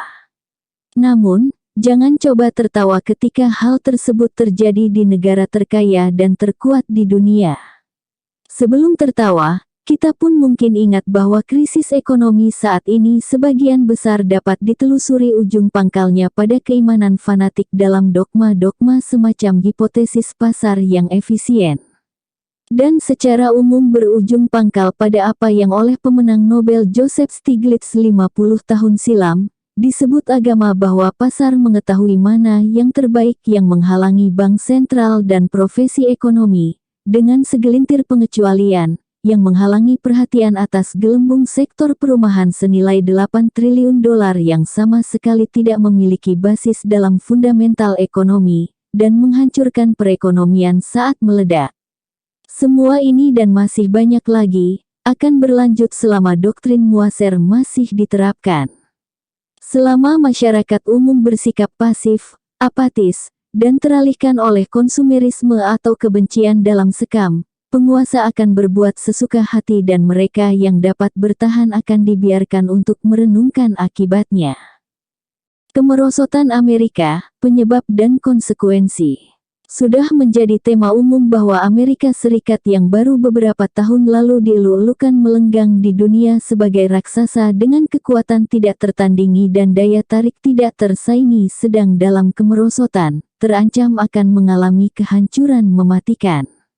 Tema ini yang dipaparkan dalam edisi musim panas 2011 Journal Academy of Political Science, memang diyakini kebenarannya oleh masyarakat luas, dengan beberapa alasan, walaupun diperlukan sejumlah kualifikasi. Penurunan tersebut sebenarnya telah terjadi sejak periode puncak kekuasaan Amerika Serikat tidak lama usai Perang Dunia Kedua, dan retorika besar-besaran tentang dekade kedikdayaan setelah Uni Soviet terpecah kebanyakan hanya delusi. Lebih lanjut, dampak yang dibayangkan akan muncul pada umumnya bahwa kekuasaan akan bergeser ke Tiongkok dan India, sangat meragukan. Keduanya masih tergolong negara berkembang dengan masalah internal akut. Dunia pasti akan lebih beragam, tetapi kendati Amerika mengalami kemerosotan, tidak ada pesaing untuk kekuatan hegemonik global pada masa mendatang. Sekadar mengingat sejenak kepingan sejarah yang relevan, selama Perang Dunia II para perencana strategi Amerika sudah menyadari bahwa negara itu akan keluar dari perang sebagai pemegang kekuasaan yang luar biasa hebat. Hal ini terlihat jelas dari catatan dokumenter bahwa Presiden Roosevelt mengangankan hegemoni Amerika Serikat di dunia pasca perang, Mengutip penilaian Geoffrey Warner, seorang ahli sejarah diplomatik yang juga salah seorang pakar terkemuka mengenai tema ini. Rencana dikembangkan, sesuai pembahasan sebelumnya agar Amerika Serikat dapat menguasai apa yang disebut daerah utama mencakup seluruh dunia. Doktrin ini masih berlaku, meskipun capaiannya telah menurun. Rencana yang disusun selama masa perang, yang segera dilaksanakan secara saksama, bisa dibilang realistis. Amerika sejak lama, pada tingkat tertentu menjadi negara terkaya di dunia. Perang mengakhiri depresi besar, dan kapasitas industri Amerika telah meningkat 4 kali lipat, sedangkan pesaingnya hancur lebur. Pada akhir perang, Amerika Serikat memiliki setengah kekayaan dunia dan jaminan keamanan tiada duanya. Masing-masing wilayah di daerah utama sudah ditetapkan fungsinya dalam sistem global. Perang dingin yang terjadi kemudian sebagian besar dipenuhi upaya dua negara adidaya untuk menegakkan ketertiban di daerah mereka sendiri, Eropa Timur untuk Uni Soviet dan sebagian besar dunia untuk Amerika Serikat. Pada tahun 1949 daerah utama yang rencananya akan dikuasai Amerika Serikat sudah sungguh-sungguh terkikis dengan hilangnya Tiongkok, sebagaimana biasa disebut. Ungkapan tersebut menarik, seseorang hanya bisa kehilangan sesuatu yang sudah dimiliki, dan serta-merta dibenarkan begitu saja bahwa Amerika Serikat berhak memiliki sebagian besar dunia. Tidak lama berselang, Asia Tenggara mulai lepas dari cengkeraman Washington yang memicu terjadinya perang menggemparkan di Indochina dan pembantaian besar-besaran di Indonesia pada 1965 seiring pulihnya dominasi Amerika Serikat. Sementara itu, aksi subversi dan kekerasan yang masif terus terjadi di tempat lain demi melestarikan stabilitas. Akan tetapi, kemerosotan tidak terelakkan karena dunia industri merekonstruksi diri sendiri dan dekolonisasi terus menempuh jalan yang pedih. Pada tahun 1970 kepemilikan Amerika Serikat dalam kekayaan turun hingga sekitar 25%. Dunia industri menjadi tripolar, dengan pusat utama berkedudukan di Amerika Serikat, Eropa, dan Asia, yang pada waktu itu serba Jepang sentris dan berkembang sebagai wilayah paling dinamis di dunia. 20 tahun kemudian, Uni Soviet runtuh.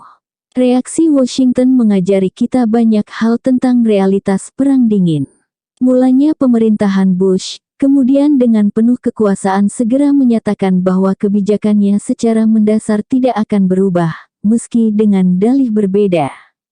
Lembaga militer yang sangat besar akan dipertahankan, bukan untuk bertahan dari serangan Rusia, melainkan menghadapi kecanggihan teknologi kekuatan dunia ketiga. Demikian pula kebutuhan untuk mempertahankan basis pertahanan industrial, semacam eufemisme untuk industri maju yang sangat bergantung pada subsidi dan inisiatif pemerintah. Pasukan intervensi masih ditempatkan di Timur Tengah, tempat masalah serius tidak bisa dibiarkan begitu saja terjadi di depan pintu Kremlin, bertentangan dengan setengah abad penipuan. Diam-diam diakui bahwa masalahnya selalu berupa nasionalisme radikal, yakni upaya suatu negara untuk memburu kebebasan yang melanggar prinsip-prinsip daerah utama. Prinsip ini tidak akan diubah secara mendasar, seperti segera terlihat jelas lewat doktrin Clinton saat Amerika Serikat secara sepihak bisa menggunakan kekuatan militer demi kepentingan ekonomi lebih lanjut dan ekspansi global NATO. Ada periode euforia usai runtuhnya musuh adidaya, penuh dengan cerita gembira tentang akhir sejarah dan puja-puji atas kebijakan luar negeri Presiden Bill Clinton, yang telah memasuki tahap kemuliaan dengan cahaya suci karena untuk kali pertama dalam sejarah sebuah bangsa akan dipandu oleh altruisme dan mengabdikan diri pada prinsip dan nilai. Kini tidak ada lagi yang berdiri menghalangi dunia baru idealistis yang bertekad mengakhiri kebiadaban, yang setidaknya dapat menularkan tanpa hambatan norma internasional yang muncul dari intervensi kemanusiaan.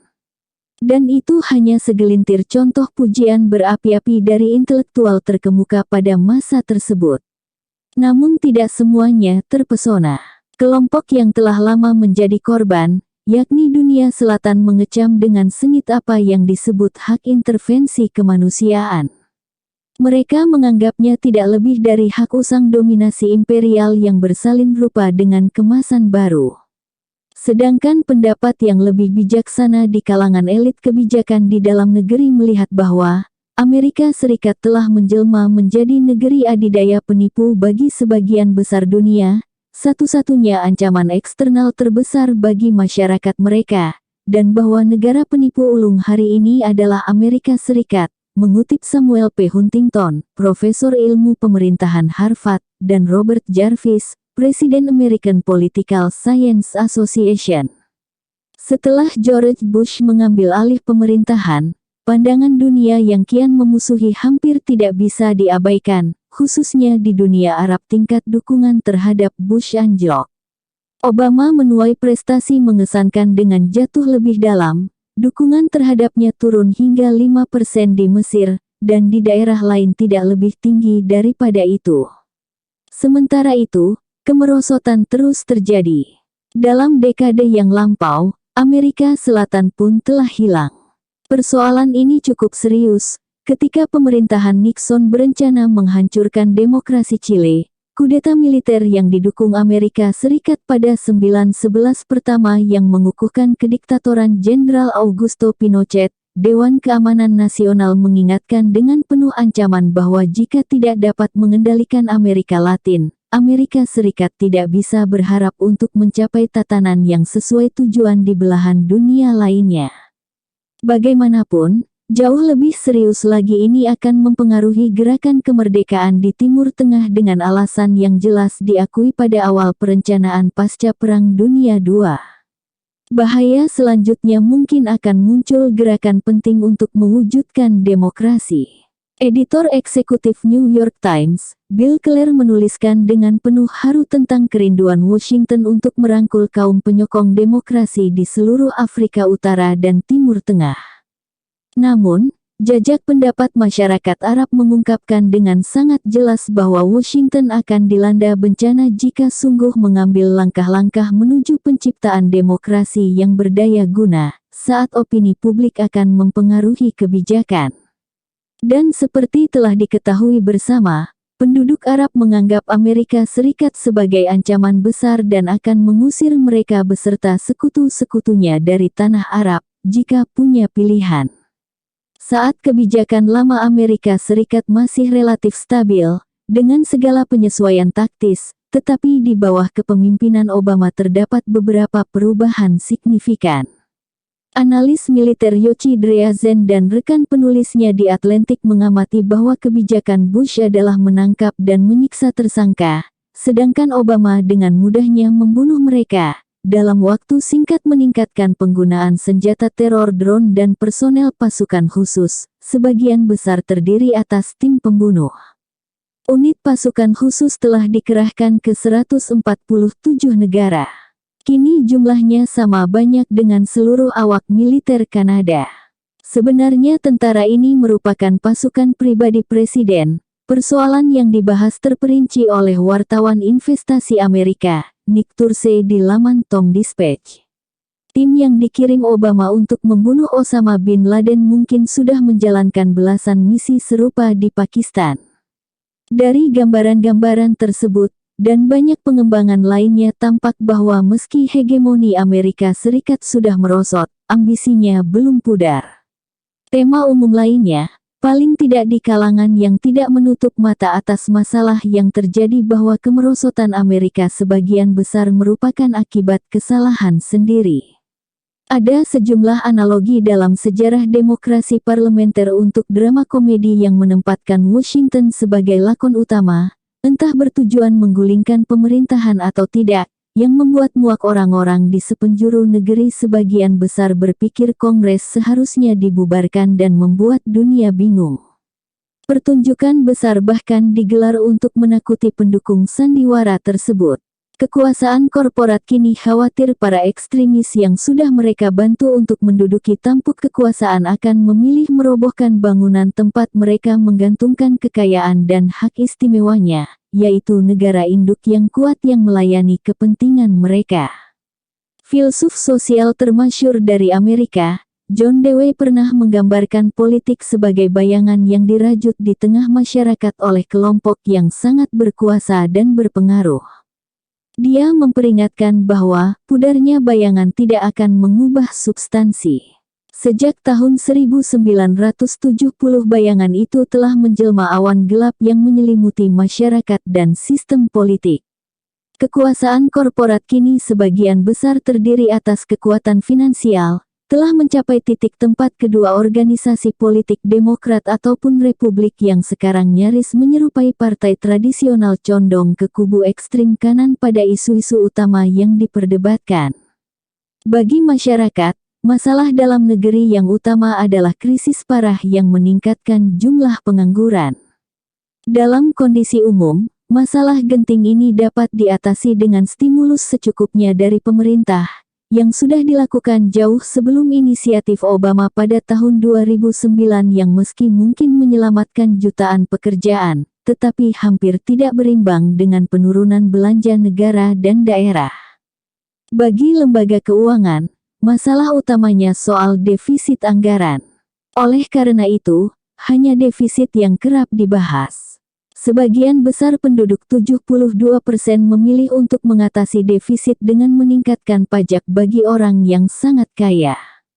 Sedangkan pemangkasan program kesehatan ditentang oleh sebagian besar penduduk, yakni 69% untuk Medicaid dan 78% untuk Medicare. Mungkin karena itulah hasilnya justru sebaliknya. Stephen Cool, Direktur Program for Public Consultation yang melakukan penelitian tentang bagaimana masyarakat mengatasi defisit melaporkan bahwa, baik pemerintah maupun DPR yang dipimpin Partai Republik, jelas-jelas tidak seiring sejalan dengan nilai dan prioritas masyarakat dalam hal anggaran. Perbedaan terbesar dalam anggaran belanja adalah masyarakat mendukung pemotongan pengeluaran untuk anggaran pertahanan, sedangkan pemerintah dan DPR mengajukan sedikit kenaikan. Publik juga lebih menginginkan tambahan anggaran untuk pelatihan kerja, pendidikan dan pengendalian polisi ketimbang pemerintah maupun DPR. Biaya perang Bush-Obama di Irak dan Afghanistan kini diperkirakan mencapai 4,4 triliun dolar, kemenangan besar bagi Osama bin Laden, yang mengumumkan tujuannya untuk membuat bangkrut Amerika dengan memancingnya ke dalam perangkap.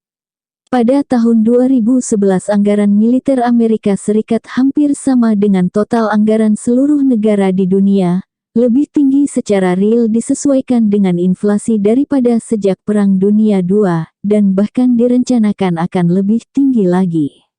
Muncul banyak obrolan ringan tentang proyeksi pemangkasan anggaran. Namun pembahasan semacam itu mengabaikan bahwa jika berlangsung sungguh-sungguh, mereka mengacu pada proyeksi tingkat pertumbuhan Pentagon pada masa depan. Krisis defisit anggaran sebagian besar diciptakan sebagai senjata untuk menghapuskan program sosial yang tidak disukai, yang banyak penduduk bergantung padanya. Wartawan ekonomi yang amat disegani, Martin Wolf dari Financial Times menuliskan, tidak berarti upaya menangani posisi fiskal Amerika Serikat mendesak dilakukan. Amerika Serikat dapat memperoleh pinjaman lunak dengan imbal hasil obligasi mencapai 3%, sebagaimana diprediksikan segelintir kalangan yang menolak panik. Tantangan fiskal itu bersifat jangka panjang, tidak dalam waktu dekat.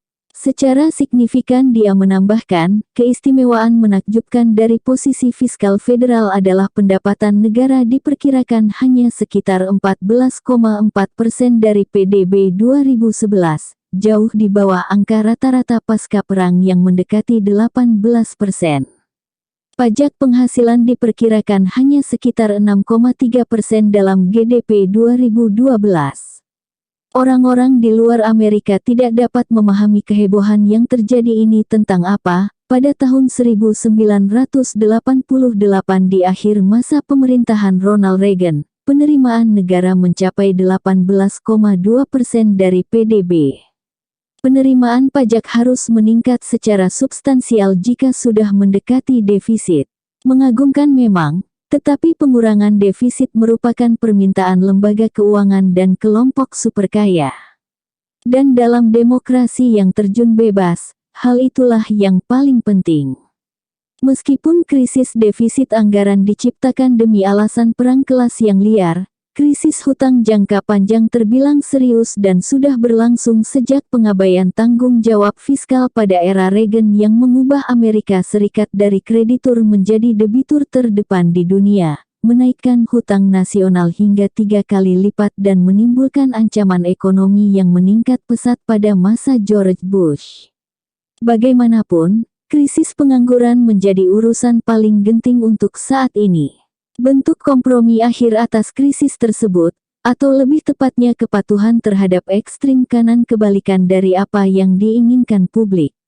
Beberapa ekonom yang serius tidak akan setuju dengan ekonom Harvard, Lawrence Summers, yang menyatakan bahwa masalah Amerika terkini lebih banyak soal pekerjaan dan defisit pertumbuhan, ketimbang defisit anggaran yang berlebihan, dan bahwa kesepakatan yang dicapai di Washington untuk meningkatkan batas hutang kendati lebih baik daripada melalaikan kewajiban hutang sangat tidak diinginkan, kemungkinan akan mengakibatkan kerusakan lebih parah yang memperburuk keadaan ekonomi. Belum lagi menyinggung kemungkinan yang dibahas oleh ekonom Dean Baker bahwa defisit anggaran bisa dihapuskan jika privatisasi sistem perawatan kesehatan yang disfungsional diganti dengan sistem serupa dalam masyarakat industrial lainnya, yang menghabiskan setengah biaya per kapita dengan hasil yang bisa dibilang sebanding. Lembaga keuangan dan industri farmasi, bagaimanapun terlalu kuat bahkan untuk sekadar mempertimbangkan pilihan tersebut, walaupun pemikiran itu tidak terlalu utopis. Rencana dengan alasan yang sama merupakan pilihan lain yang masuk akal secara ekonomi, seperti pajak transaksi keuangan skala kecil. Sementara itu, hadiah baru secara rutin diberikan ke Wall Street.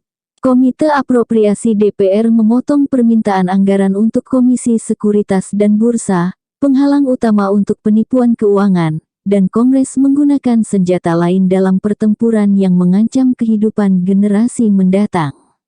Menghadapi oposisi Partai Republik soal perlindungan lingkungan, utilitas utama Amerika adalah menunda upaya paling nyata untuk menyerap karbon dioksida dari pembangkit listrik tenaga batu bara yang ada, membereskan dampak parah atas upaya tersebut untuk mengendalikan emisi yang turut mengakibatkan pemanasan global. Demikian diberitakan New York Times. Dampak parah yang ditimbulkan kebijakannya sendiri, meski semakin kuat, bukanlah inovasi baru. Rekam jejaknya dapat dilacak hingga tahun 1970-an ketika ekonomi politik nasional mengalami transformasi besar, melahirkan apa yang disebut zaman keemasan kapitalisme negara. Dua elemen utama perubahan ini adalah finansialisasi dan pengalihan produksi ke luar negeri, baik karena penurunan tingkat keuntungan di bidang manufaktur maupun perombakan sistem pengendalian modal ala Bretton Woods pasca perang serta pengaturan mata uang. Kemenangan ideologis doktrin pasar bebas yang senantiasa sangat selektif memberikan pukulan lebih lanjut saat doktrin itu diterjemahkan dalam deregulasi, aturan tata kelola perusahaan yang menghubungkan upah besar CEO dengan keuntungan jangka pendek, dan kebijakan serupa lainnya. Pemusatan kekayaan yang dihasilkan telah menumbuhkan kekuasaan politik yang lebih besar, mempercepat gerak lingkaran setan yang mengarah pada peningkatan kekayaan secara luar biasa bagi sekelompok orang, sedangkan pendapatan real mayoritas penduduk sebenarnya mengalami stagnansi. Pada saat bersamaan, biaya pemilu melonjak, membuat kedua partai kian tenggelam ke balik kantong perusahaan. Apa yang tersisa dari demokrasi politik telah mengalami kerusakan lebih lanjut ketika kedua partai mulai melelangkan posisi kepemimpinan Kongres. Ahli ekonomi politik Thomas Ferguson mengamati, secara khas di antara badan legislatif di negara maju, partai peserta Kongres Amerika Serikat ini menetapkan harga untuk slot penting dalam proses pembuatan undang-undang. Para legislator yang mendanai partai akan mendapatkan jabatan, menjadikan mereka hamba dari modal swasta jauh di luar norma yang berlaku. Hasilnya, Ferguson menambahkan perdebatan yang mengemuka sangat bergantung pada pengulangan tak berujung, tentang segelintir slogan yang telah terbukti efektif memikat kubu investor nasional dan kelompok kepentingan lainnya bahwa kepemimpinan bergantung pada kekayaan. Ekonomi pasca zaman keemasan menghadirkan mimpi buruk yang sudah dibayangkan oleh ekonom klasik seperti Adam Smith dan David Ricardo. Dalam 30 tahun terakhir, Tuan dari umat manusia sebagaimana disebut Smith telah mengabaikan segala bentuk kekhawatiran sentimental soal kesejahteraan masyarakat mereka sendiri. Mereka justru berkonsentrasi pada keuntungan jangka pendek dan bonus besar, dan negara pun disangkal. Saya melihat ilustrasi grafis di halaman depan New York Times saat menuliskan ini. Terdapat dua kisah utama muncul berdampingan. Yang satu membahas bagaimana Partai Republik menentang keras segala kesepakatan yang melibatkan peningkatan pendapatan eufemisme untuk pajak bagi orang kaya. Sedangkan kisah satunya lagi berjudul Meski Harganya Naik, Barang-barang Mewah Tetap Laris. Perkembangan ini dengan tepat tergambar dalam brosur untuk investor dari Citigroup, bank besar yang sekali lagi mengail kesempatan di tengah masyarakat melalui keuntungan besar, kebangkrutan, dan dana talangan seperti yang dilakukan secara rutin selama 30 tahun lewat siklus pinjaman berisiko. Analis bank itu menggambarkan dunia terbagi atas dua kubu, yang plutonomi dan yang di luarnya, menciptakan masyarakat global tempat pertumbuhan ditopang oleh segelintir orang kaya dan sebagian besar dinikmati mereka. Keuntungan plutonomi menyisakan kelompok non-kaya, sebagian besar masyarakat yang kini ada kalanya disebut prekariat global, tenaga kerja yang hidup tanpa jaminan, tidak stabil, dan kondisinya semakin miskin. Di Amerika Serikat mereka berpasrah diri pada kurangnya jaminan terhadap pekerja, sebagai dasar ekonomi yang sehat seperti dijelaskan Kepala Bank Sentral Amerika Serikat Alan Greenspan kepada Kongres seraya memuji kemampuannya sendiri dalam manajemen ekonomi. Inilah wujud pergeseran kekuasaan yang nyata dalam masyarakat global. Analis Citigroup menyarankan kepada investor agar memusatkan perhatian pada kelompok superkaya, yang mengendalikan hal-hal penting. Keranjang saham plutonomi, sebagaimana mereka menyebutnya, telah jauh mengungguli indeks pasar dunia yang berkembang sejak tahun 1985 saat program ekonomi Reagan-Thatcher untuk memperkaya orang kaya mulai dijalankan. Sebelum kebangkrutan pada tahun 2008 yang sebagian besar merupakan tanggung jawab mereka, lembaga keuangan baru pasca zaman keemasan telah memperoleh kekuatan ekonomi yang mengejutkan, lebih dari 3 kali lipat hasil keuntungan perusahaan mereka. Setelah kebangkrutan, sejumlah ekonom mulai menyelidiki fungsi mereka dalam kajian ekonomi murni. Pemenang Nobel Ekonomi, Robert Solow menyimpulkan dampak umum mereka cenderung negatif karena keberhasilan yang dicapai mungkin sedikit berpengaruh, atau tidak sama sekali terhadap efisiensi ekonomi real sementara bencana yang terjadi memindahkan kekayaan dari wajib pajak kepada pemodal. Dengan mengoyak sisa-sisa demokrasi politik, lembaga keuangan tersebut meletakkan dasar bagi proses mematikan lebih lanjut selama para korban mereka mau menahan penderitaan dalam diam. Kembali ke tema umum, yaitu Amerika Serikat sedang dalam kemerosotan, terancam akan mengalami kehancuran mematikan yang meskipun terdengar berlebihan, ratapan tersebut mengandung unsur kebenaran. Kekuasaan Amerika di dunia memang terus mengalami kemerosotan sejak awal puncak pasca Perang Dunia II. Kendati Amerika Serikat tetap menjadi negara terkuat, kekuasaan global terus mengalami diversifikasi, dan Amerika Serikat semakin tak dapat memaksakan kehendaknya. Namun, kemerosotan itu juga memiliki banyak dimensi dan kompleksitas. Masyarakat dalam negeri juga mengalami kemunduran secara signifikan. Kemunduran bagi beberapa orang mungkin berarti kekayaan dan keistimewaan yang tidak terbayangkan bagi yang lainnya. Lebih tepatnya bagi plutonomi, kelompok kecil di tingkat atas, kekayaan dan keistimewaan itu sangat melimpah. Sementara itu, pengharapan bagi sebagian besar penduduk seringkali amat suram, dan bahkan banyak yang menghadapi kesulitan bertahan hidup di negara yang punya keuntungan tidak terpadai.